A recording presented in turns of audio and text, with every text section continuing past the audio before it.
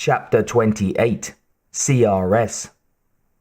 Smoke started to rise from the sleeve of Connor's jacket. The heat was nearly impossible to bear, but he willed himself not to move a muscle as the T1 continued its methodical sweep of the room. The machine sensed that someone was here. It may have heard them coming through the door, but it was unable to detect their heat signatures because they were so close to the open flames. Its laser targeting beam swept over their bodies, came back, lingered above their heads for a second, and then began to angle directly at them. The red targeting beam reflected in Kate's eyes, inches from Connor's. She was frightened, but she seemed resolute now. Something had changed inside of her. He could see it in her eyes, in the way she looked at him, in the way she clung to him. Her will to survive fully as strong now as his. He had the sudden urge to lean forward, just an inch, just a half inch, and kiss her mouth. Her lips were slightly parted, and her breath, after all they'd gone through, was still sweet on his face. The beam played across their heads, then moved away to the left, sweeping up and down like a television raster, painting an infrared picture of the contents of the room, line by line. The rubber wheels of a small equipment cart had caught fire. Black smoke rose from the hubs. One of the wheels suddenly collapsed, sending the unbalanced table with its test instruments crashing to the floor. The T1 swiveled with lightning speed, homing in on the noise and motion, and opened fire with its chain guns, completely destroying the cart. When it stopped firing, the sudden lack of noise was deafening. The T1 swiveled again, its targeting beam sweeping the room for further movements or heat sources. This time it ignored Connor and Kate as already classified non-targets, and after a minute turned away and trundled through the door back towards the R&D wing. As soon as the robot was gone, Connor rolled away from the fire, and heedless of his burns, helped Kate to her feet. "You okay?" he asked. She nodded. "You?" "I'll live," he said, and they skirted the fire and raced down the corridor in the direction of the entrance to the particle accelerator.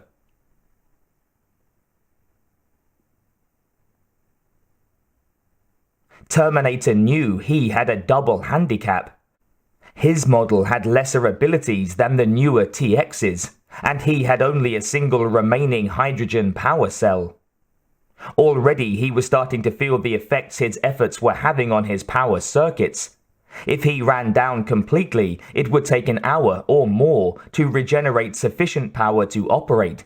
During that time, he would be helpless.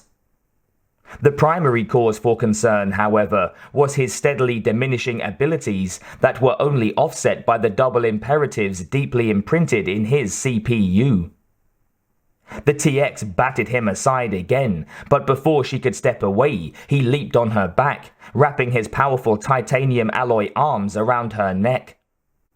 The tile floor and concrete slab beneath them finally gave way, and together they crashed through the crawl space and the ceiling of the physical plant equipment room below in a hail of broken tile, shards of glass and porcelain, and showers of water.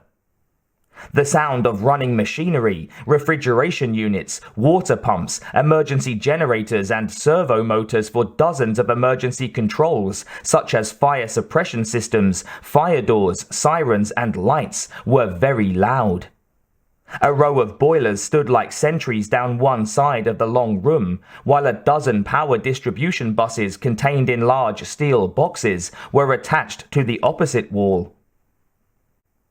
Mazes of pipes and cable runs and microwave guides crisscrossed the ceiling.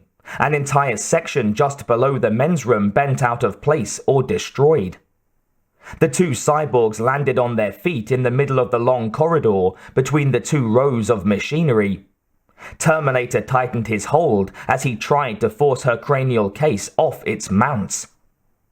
The lower half of the TX's face peeled back, liquid metal retreating to expose steel jaws and alloy teeth that were harder than industrial diamonds. Her jaws opened, then clamped onto Terminator's left arm, just above the wrist, the teeth cutting and grinding and crushing their way through his leather jacket, his infiltration Duraplast skin, and into his hydraulic and electromechanical systems. Terminator tightened his grip around her neck, pulling up reserves of power as his action circuits kicked in the last of their electronic adrenaline. The lower half of the TX's body swiveled 180 degrees at the hips as she hopped up, clamping her legs around Terminator's torso. Her thighs began to squeeze together with the pressure of a hydraulic press. The TX released her grip on Terminator's arm and spun her head 180 degrees so that her optical sensors were locked in to his. Terminator staggered a couple of steps backward under her weight. His torso support cage and shielding began to shriek and groan under the relentlessly increasing pressure. Still, Terminator refused to relinquish his steel grip on her neck, or to stop his efforts to wrench her cranial case off its support struts. The TX rotated her torso so that her entire body was wrapped around Terminator's in an almost sexual embrace, though neither machine had the slightest capability of considering such a thought. She lifted her right arm, the skin peeling back from her hand and wrist to expose the plasma transmission head that she had jury-rigged after the fight outside the cemetery. Terminator released his grip on her neck, grabbed her wrist, and started to bend it away when her plasma weapon fired point blank at his face.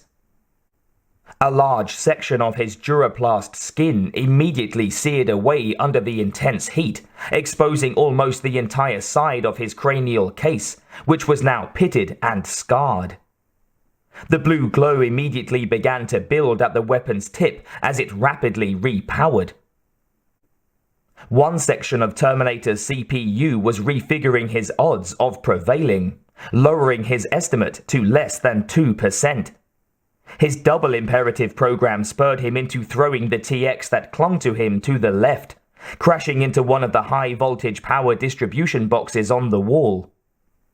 The TX did not release the pressure on Terminator's torso, and her plasma weapon continued to charge. Terminator swung her against the power box a second time, the steel crumpling under the tremendous blows. He swung her again and again.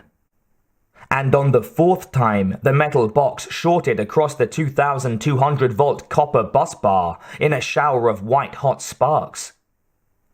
Both cyborgs stiffened, their servos going into overload, delicate control circuits shunting to protected areas, as the high voltage slammed into their metal skeletons and coursed through their electrical systems.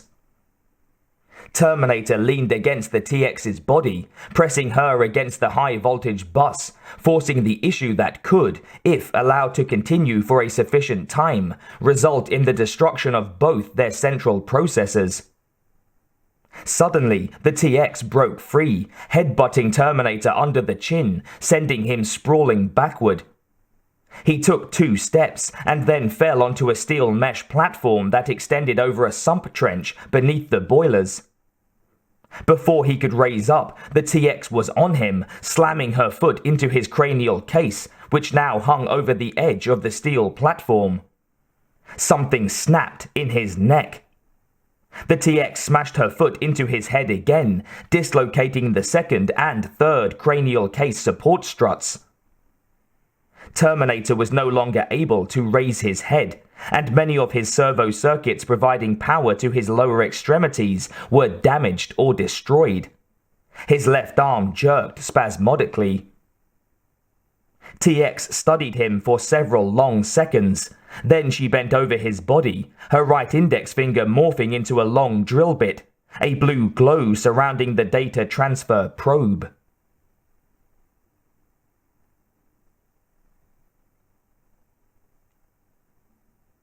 The radiation danger symbol was attached to the steel door at the end of the long corridor. "That's it!" Connor shouted. It was the entrance to the particle accelerator. "We can follow it out to the runway." They had one shot now, just one chance to get out of here, and Connor wasn't going to hang around to make sure that it was the right decision. At this moment, with or without Terminator, it was their only decision. A window in a row of windows along the corridor suddenly burst inward under the hail of machine gun fire. Connor and Kate looked over their shoulder to see an HK hovering just outside. They had been detected. The HK banked sharply to the left and tracked them up the corridor. An air-to-ground missile dropped from the HK's rail and ignited. Connor dragged Kate to the floor as the missile rocketed through the window, shrieked a few feet over their heads, and blew out the steel security door that led to the particle accelerator.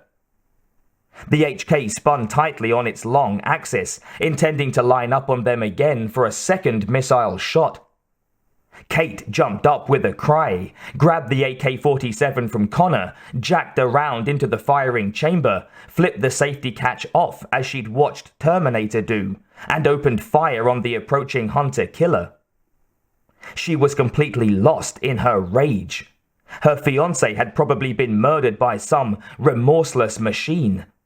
Her father had been cut down by a machine, and still the monsters came on, seemingly without end. Heartless, soulless, emotionless. She kept her finger depressed on the trigger, the heavy butt of the assault rifle shoving her backward almost off her feet.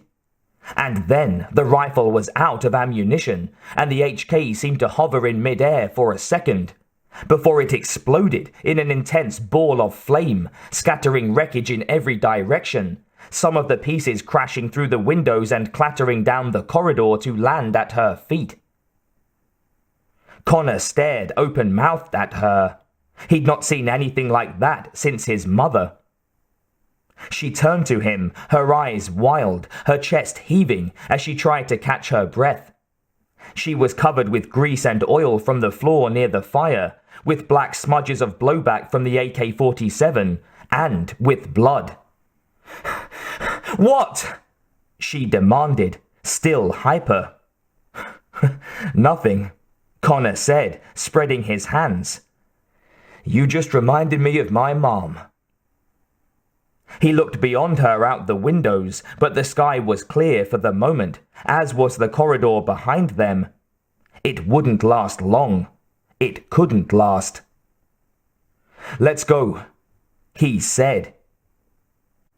He took the AK-47 from her, and as they headed for the blasted accelerator entrance door, he ejected the spent magazine and clapped in a fresh one from his knapsack. It was his last. They flew down 2 flights of stairs to the second sub-basement, where they entered the particle accelerator control room. The space was no larger than the living room in an average house, but was crammed with electronic monitoring and control equipment, and a dozen computer monitors and keyboards. A door was open to the accelerator tunnel, through which they could see a blue metal tube, about 6 feet in diameter, surrounded by mazes of wires and conduits and pipes, gigantic electromagnets every 10 or 15 feet, warning and ID tags everywhere, curving away into the distance. A large placard was posted over the door. Warning, intense magnetic field. Connor rushed over to one of the control positions, where he laid his rifle on the desk and hurriedly studied the display.